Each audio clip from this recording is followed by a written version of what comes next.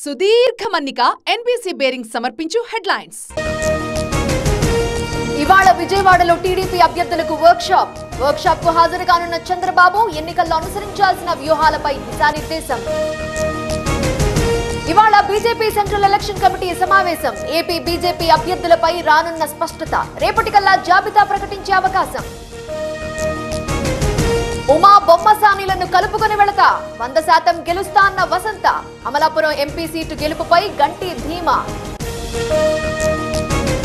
పిఠాపురం నుండి ప్రచారానికి శ్రీకారం. ఏర్పాట్లపై నేతలతో చర్చించిన పవన్. వైసీపీ ఎత్తుగడలను తిప్పికొట్టాలని సూచన. కేజ్రీవాల్ అరెస్టుపై కేసీఆర్ ఖండన. హేమంత్ సోరెన్, కవిత అరెస్టుల ప్రస్తావన. విపక్షాలను తొక్కేయాలని చూస్తున్నారని ఆరోపణ. ఇవాల్టితో ముగియనున్న ఎమ్మెల్సీ కవిత ఈడీ కస్టడీ. మధ్యాహ్నం కవితను కోర్టులో హాజరుపరచనున్న ఈడీ. మళ్లీ కస్టడీకి కోరనున్న ఈడీ. ప్రణీత్ రావు కేసులో ఆధారాల కోసం దర్యాప్తు. ఓ ఛానల్ ఎండీ ఇంట్లో పోలీసుల సోదాలు. 2 ల్యాప్టాప్లు, 4 ట్యాబ్లు, హార్డ్ డిస్క్ స్వాధీనం. ఎమ్మెల్సీలు కూసుకుంట్ల పట్నంపై వేటు వేయండి. మండలి చైర్మన్ కు బీఆర్ఎస్ వినతి. ఆధారాలు సమర్పించిన గులాబీ నేతలు. కామవరపుకోట టీడీపీలో అసమ్మతి. టీడీపీ నేత గోపాల్ యాదవ్ అనుచరుల నిరసన. ఎంపీ అభ్యర్థిగా పుట్టా మహేష్ ను ప్రకటించడంపై ఆగ్రహం.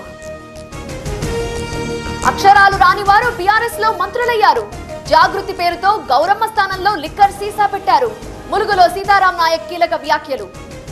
భువనగిరి కోసం నా భార్య ప్రయత్నించలేదు. కుటుంబంలో 3వ టికెట్ కోరుకోవటం లేదు.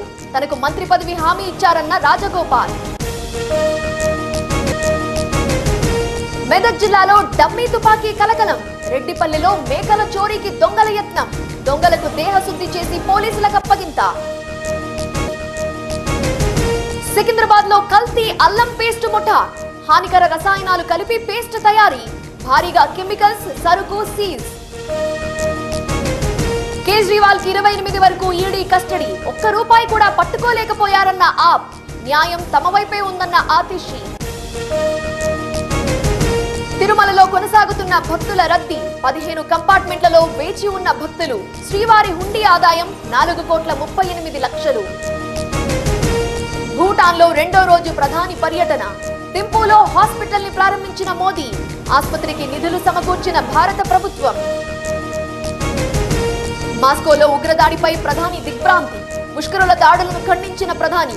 రష్యాకు అండగా ఉంటామని మోదీ ట్వీట్. ఆర్సీబీపై చెన్నై సూపర్ కింగ్స్ విజయం. 6 వికెట్ల తేడాతో సీఎస్కే గెలుపు. టీ20లో 12,000 పరుగులు సాధించిన కోహ్లీ.